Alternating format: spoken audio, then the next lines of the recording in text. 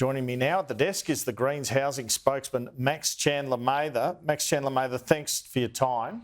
Thanks for having me. So, take us through the deal. When was the deal hatched? Who spoke to whom? Yep. All the gory detail. Well, look, at the start of this process, 9 months ago, there was not a single guaranteed dollar to be spent on public and community housing.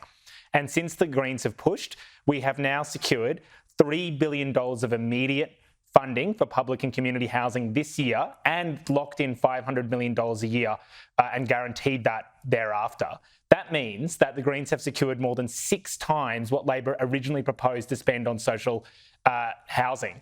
Look, when did the Prime Minister come to Adam Bandt with this offer, or how did it sort of work? Well, negotiations have been ongoing for months now. I'm not going to go into the exact details of those negotiations, but obviously they've been occurring up until today, and that's the nature of those sort of negotiations. I think the important point to make... So this wasn't something that was decided on a week or two ago before the PM went overseas and just announced today? Look, again, I'm not going to go into the timing. Sounds like it was. I'm not going to go into the timing of announcements, but I mean, the bottom line here is the Greens have just secured 6 times what Labor proposed to spend originally on public and community housing. That's pretty remarkable. Our frustration, of course, is that we haven't been able to convince Labor to care about the 1/3 of this country who rents. I mean, the reality is Greens pressed a forced national cabinet to even think and talk about national renters' rights and caps. They then had the power to freeze and cap rent increases, and they refused. And I think that the lesson they're going to have to learn now, from here and up until the next election, every time someone's rent goes up, that's on the Prime Minister and the Labor Party. And we are going to remind everyone about that from now until the next election. So it's a win-win for you then. You could say you got extra money for social housing. At the same time, you can beat the government over the head over rental freezes. Well, this is about building pressure on the government to act. And look, yeah, I mean, frankly, I'm not happy about the fact that over the next few years, we're going to have to keep bashing the Labor over the head on renters. Ideally, what we'd like them to do is come to their senses and realise the 1/3 of this country who rents deserve to be treated like citizens and with basic dignity and respect, including a freeze and cap on rent increases. What I am happy about is the $3 billion for public and community housing, because that means thousands of families now will get a roof over their heads, thousands and thousands of families, because the Greens pushed and fought. And 9 months ago, we wouldn't have had that $3 million. Now we have that $3 billion. How easy is this going to be to roll out? Is there any detail associated with this, or just a figure? Because anyone trying to get a build at the moment will tell you there's a problem with labour, there's a problem with supply chains. Well, look, first thing to say is the $2 billion is being spent through the Social Housing Accelerator, so that's being distributed to the states. The extra $1 billion is being spent directly by the federal government, by their housing body called the National Housing Finance Investment Corporation. What we know is there's actually a downturn in the private construction industry at the moment. So private building approvals are down. That is freeing up construction materials, skills and labour we could put to work building more public and community housing. And the reality is that in any given year, the private construction industry constructs about 200,000 homes.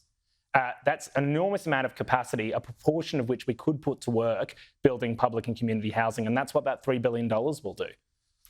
So was any consideration given to saying they're not moving on rents, let's just hold the line?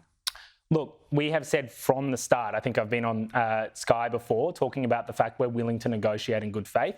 We are willing to be pragmatic. We are realistic about the fact that when you're pushing against a government who, look, to be perfectly frank, seem very close with the property industry, very close with the real estate industry, pushing back on the influence that those industries wield over the Labor Party is going to take time.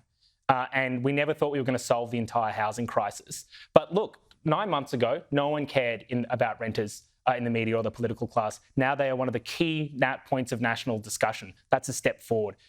9 months ago, the government didn't guarantee a single cent on public and community housing. Now we have $3 billion. That is a remarkable shift in just 9 months' time. And what I would say to the renters out there who still are doing it tough and looking down the barrel of another rent increase is look what Greens Power has achieved over the last 9 months. Imagine if we work together what we could achieve over the next few years. All right, just bear with me. I have one more question for you. We're just going to show you now. We're going to bring you these pictures now live from Government House in Canberra. The Prime Minister is arriving for the issue of the writ for the voice referendum by the Governor-General.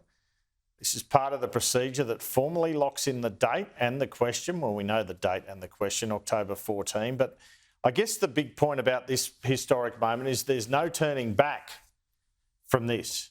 You know, Peter Dutton was talking about, well, there's still time to change the question. Not anymore. They're about to issue the writ. So there you go. Max Chandler-Mather from the Greens, a housing spokesman, joins me.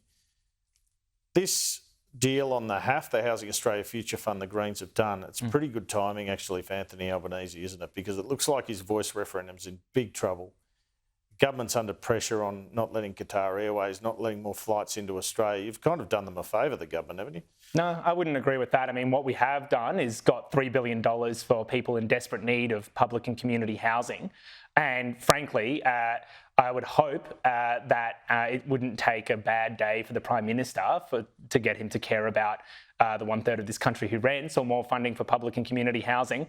But look, the bottom line is that from the start, this has been about materially improving the lives of people who are in desperate housing stress at the moment. And what we do know that part of the reason that for us this fight has only just begun, we're going to find other housing bills over the next few years if they come before Parliament and win the balance of power. You better believe that we're going to fight hard for a cap and freeze on rent increases. No, so not the end. No, absolutely. I would argue this is just the beginning.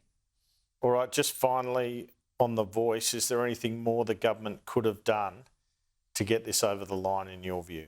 Well, the referendum hasn't happened yet. There's still a chance that we can get it over the line. I think, look, the bottom line pitch for me is there's a lot of people out there right now who are pretty fed up with politics and feel like they're sick of their voices not being heard on the political stage. And this is an institution that would give ordinary First Nations people, Aboriginal and Torres Strait Islanders, a chance to go and speak truth to power. Now, that's not going to change everything overnight.